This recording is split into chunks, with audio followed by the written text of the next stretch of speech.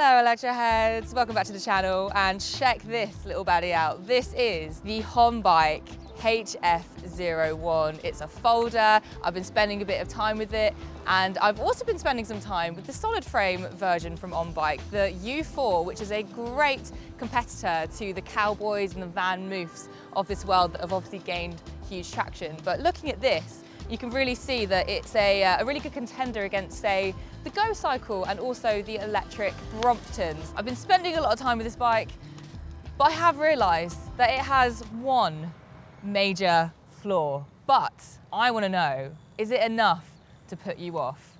Keep watching to find out and let me know down in the comments. Let's go.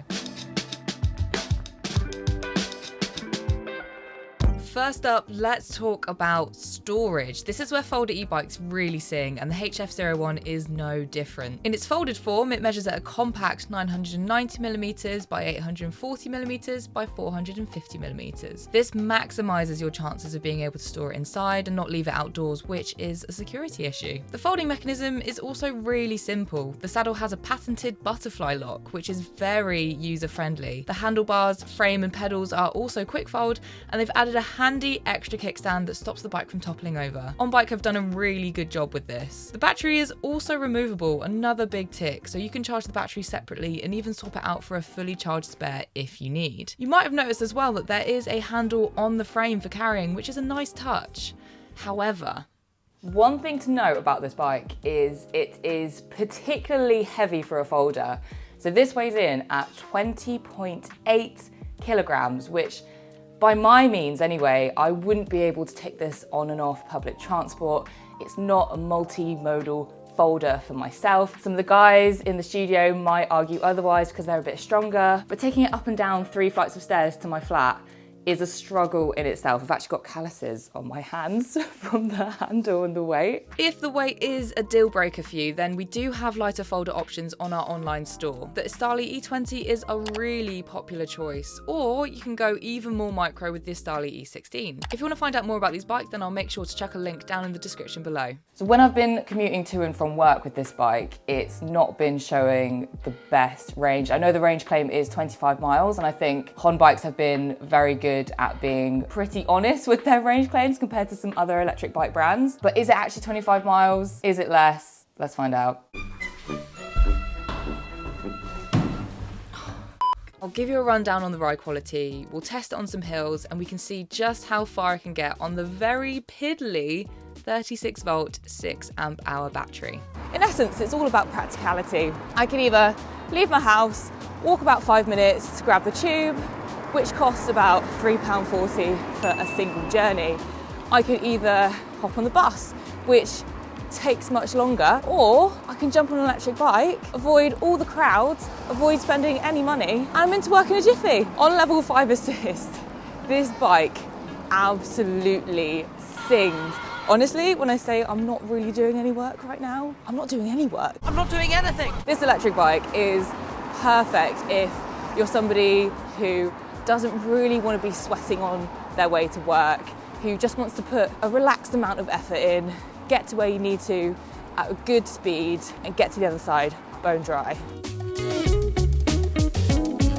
Of course, you can reduce the assist, which means you put more work in, but for today's range test, it's level 5 to see how far it can go on max assist. As you bring that assist down, because the bike is heavy, it does mean that you're putting a lot more strain and a lot more resistance through your legs, through your knees, through your joints, and it can be quite tough to push through. Now, the seat of this bike, I was very surprised about. When I first looked at it and when I first gave a little squidge to test the firmness, I wasn't looking forward to the test ride. However, it really did prove me wrong. It's a very, very comfortable seat. Again, because it's padded, doesn't mean it's gonna be comfortable. Although this is firm, the way that the saddle is designed, it means that you're actually putting your weight into the back of your bum. It's less so a case of having weight on your sit bone, which can cause discomfort and rubbing and chafing, but the weight is then put into the back of your seat, which means that you're spreading the weight out across your ass, which really helps with pressure points. So what I'm doing is I'm actually heading over to a location. So there's a fairly steep hill which connects Clapham to Battersea. I just want to take this on the hills whilst I'm doing a range test. What a lovely street. The cherry blossoms out. Spring has sprung. So what are we on? 41%. Woo-wee! The range is dropping. It's also looking like it's gonna rain any moment now. Definitely putting these brakes to the test. That car just came out there, that gave me a little bit of a surprise. The brakes are doing good on the hill. And I've hit 31.5 kilometers an hour. Obviously that's because I'm going downhill, not because of the assist. Right, I'm just gonna turn left here. I'm not a fan of these roads where they just have a little bike sign and there's no actual cycle lane. Cars still come very close to you. Right, here we go.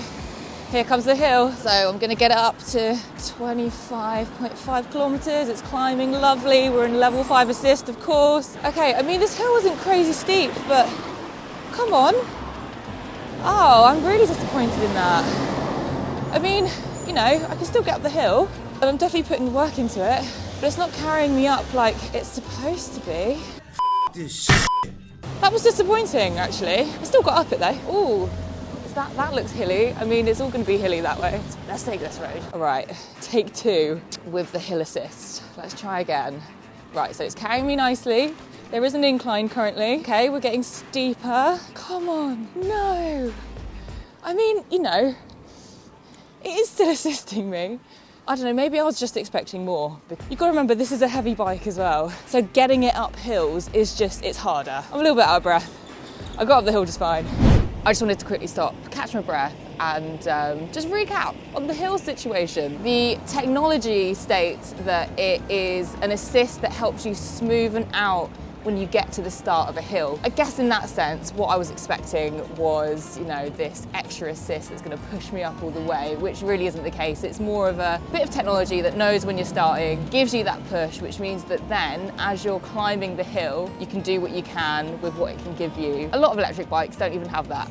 Let's be fair. I wouldn't say it was any better than other e-bikes I've ridden. I wouldn't say it's any worse. I think maybe it's a little bit of marketing jargon there. But it's still easy enough to get up the hill despite it being 21 kilograms. Let's just remember that, people. 21 kilograms is heavy for a bike and I can get it up the hill. Okay, let's continue because rain is imminent. It's looking okay up here, but around here, not so much.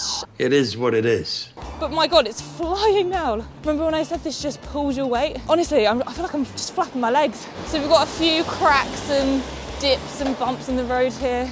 And the tyres on this bike, they aren't as squishy or cushioned as the other HonBike, the U4. They're also smaller as well. There's a little bit less stability in that regard than a bigger wheel. Because you're spreading your weight out on the back of your buns, I don't really find the impact to be much of an issue, really.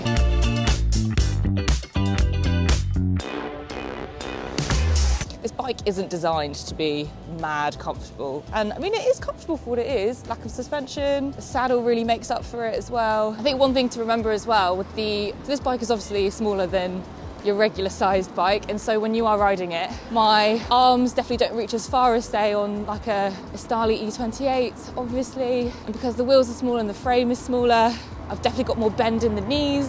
So when you're riding, feels more like, the only way I can describe it is being sat on a bar stool and you've got your legs pedalling. It's still bikey though, don't get me wrong. I think there is just a bit of compromise in terms of being able to spread yourself out when you've got a smaller bike. Smaller bike means better storage. Okay, the wind is definitely picking up, but I'm on 10% battery, so I'm gonna persevere. The assist is definitely winding down now. I wouldn't call this a level 5 assist. I'd say more like a level 2. Yeah, I'm going about 19 kilometers an hour and I'm definitely having to push through it. Here we go. Look, it's not the same as an assist. I've got to really stand up and put my weight into it. If you're enjoying this video, by the way, guys, please make sure to hit that subscribe button and give it a like as well, because I'm really braving the elements right now. So give me that like. Go on, do it. Do it. Let's go over London Bridge. Very low on battery. It's making me do the work. Jesus. Oh my gosh. It's staying on 7% for a while. It's really reserving its battery. I wasn't quite expecting this kind of workout today. Whew. The assist is low. Yeah, I've still got it on level 5. Here we go. Yeah. on the tiniest incline. It is a bit of a dead weight. Dude! People, honestly, it's a good thing I was going this slow. We have a bit of a slogan at Electroheads. We like to talk about the joy of electric. Well, when you get in this little battery, there's no electric and there's definitely less joy. It's a cycle lane. Whoa, whoa, whoa. Whoa! Whoa! Can you tell my mood's changed now that the battery's really low? Oh, when it started raining again. Oh, that wind! Going at 8 kilometers an hour. Oh my God. Guys, I don't know if I can get this down to 0. Jesus. I need to stop a second and work out what I'm doing. I'm on 6%. I've had to get off and walk the bike up this hill because I'm just sort of doing circuits around Central right now. We're on 6% battery and trying to cycle this thing without much assist. It's just hurting my knees, to be honest. I do have a bit of knee niggles anyway, so I don't really want to aggravate it, so I am questioning whether or not I keep going to the end because I don't want to injure myself. 21 kg is a lot when you haven't got much assist behind it. Here we are, we're on 6% battery and it still says it's on level 5 assist, but it's not, it's really not.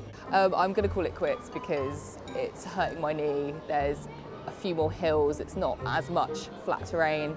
It's a little bit scary at the traffic lights. I'm not getting much assist. The motor's not really giving me anything. So I think we can conclude that the battery is basically, it's done. It's just running on mad reserves right now. So I'm gonna get back to the office. I'm gonna work out exactly what the range is and I'm gonna come back to you with the final conclusion.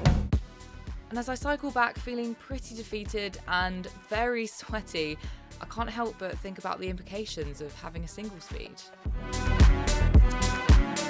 When you run out of battery and you haven't got gears, the struggle is real. Single speeds, they are fantastic for so many reasons. I love single speeds generally, but usually I'm also quite good at keeping my battery charged up. So when situations like this arise and you do end up having no charge, it is tough. So it does make me really think. Single speed, what are your thoughts? Let me know. Okay, I'm gonna work out the range now. So like I said earlier, I have accounted in my commute back home yesterday and also the journey that I've done today. So today's journey was a whopping 18.87 kilometers and my journey yesterday is 6.6 miles because I obviously work in miles. So let me just convert that. 0.87 kilometers in 2 hours later. So I got 18.3 miles of range and that did include some hills as well. For an electric bike that costs £1,800, it feels a bit piddly. I mean, again, if you're great at charging up your battery, then it's not really a problem. And if you have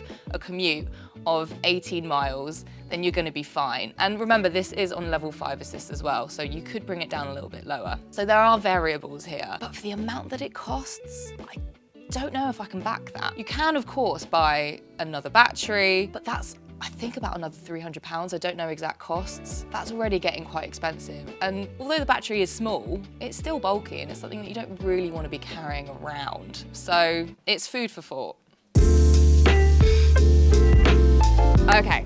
I've spent way more time with this bike. I've got everyone on Electroheads to give it a try as well. And we've come to the unanimous decision that although it might be heavier than usual, it might be a little bit smaller in range than usual, it still has a lot of redeeming features. So for that reason, we are gonna put it on the marketplace, but I do wanna know from you guys at home, is the range not enough? Let me know down in the comments. I think we like to liken it to the Honda E, for example. That car, piddly range, but we forgive it because it looks so distinguished and unique, and yet it has so many great features inside that really enriches your life day to day. And I feel like the HF01 can do just that. If you've got a short commute and you want to get there bone dry, this is a really great option that isn't the price of a GoCycle or a Brompton. So anyway, I'm going to stop talking now. Thank you guys for watching. I hope you enjoyed this review. Let me know if you want any bikes to be reviewed. Drop it down in the comments and I'll see you soon. Bye.